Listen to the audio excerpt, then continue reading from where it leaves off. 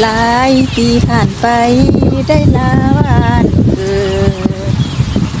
ดินแดนกำเนิดเชียงควางของเฮาจากไปไกลแดนใจแสนงอมเงา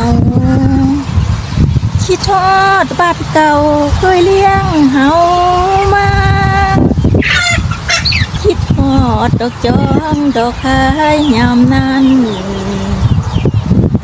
ลมปิ้นปั่นใบเปดขายมาโหลี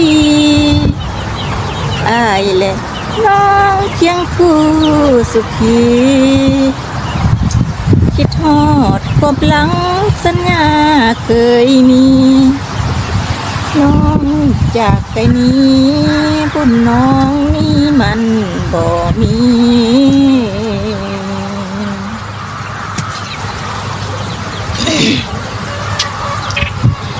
ดิวดิวดิวดิวดิวดิวดิวดิวดิวดิวสายเอ้ยน้องขอส่งแต่เสียงจากใจสาวเสียงเป็นสำเนียงมิส่งข่าวไปถึงบ่าว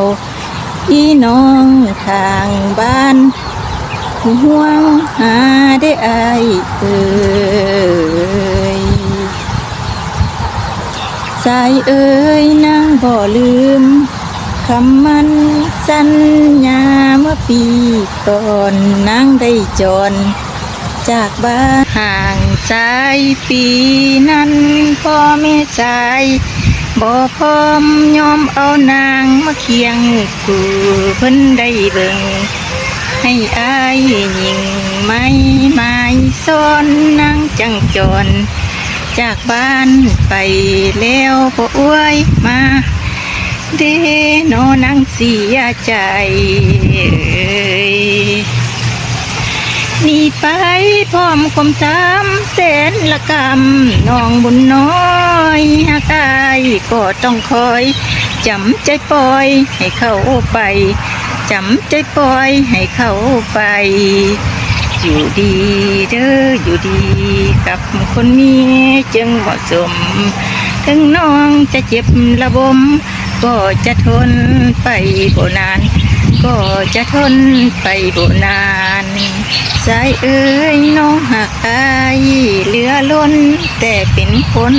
ต้อยต่ำจุดลากรรมทั้งน้องที่ไม่ปองหงฟ้าคล้องลงมาก็คอยเป่าขึ้นบ่เอาทั้งน้องต้องมองใจซ้ำหูปองามทั้งขี้เลฮักจึงเพ